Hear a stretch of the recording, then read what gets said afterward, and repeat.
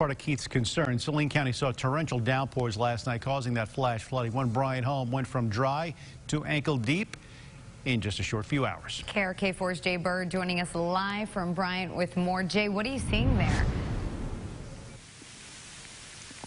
Well, as you guys can see in what Chief Keith just told us, well, it's beginning to rain here. But let me tell you about this home right here, number 4 on Arcadia Lane here. Matthew Carroll's actually lived here for several years now. He was the only house flooded on this block, and I'll kind of show you why here as my photographer Ross kind of pans over here.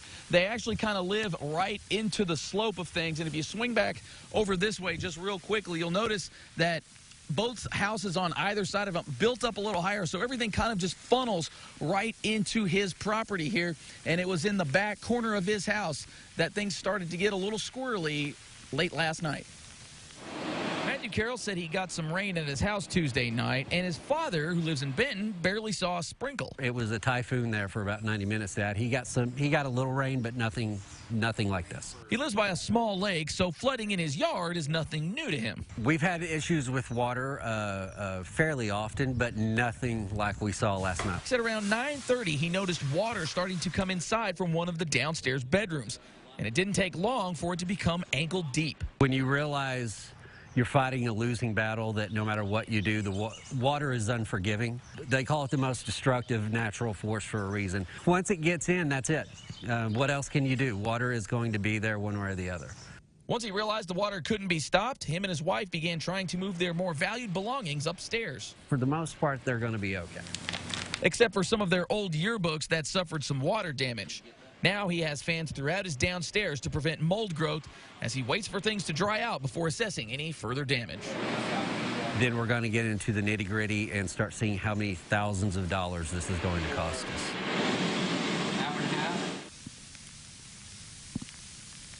And it could be another rough evening for Carroll here at his home, as again, as you can see, the rain is starting to come down. I did speak with Saline County Operations of Emergency Management earlier today. They did say about 5 houses in the Saline County area did report some water damage. In fact, they had to save 20 people from some type of flood waters. Most of those coming from cars that were trapped in flood waters last night. And again, the old adage they're trying to reiterate to everybody is if you see the water and it looks a little dangerous, turn around, don't drown. And as you can see, it's probably going to be that way a little earlier this evening as the ground is pretty soaked right now, and it does look like it's starting to accumulate a little bit, at least down here in our part of Saline County. But for now, live in Bryant, Jay Bird, KARK 4 News. Good advice, Jay. We can't say it enough.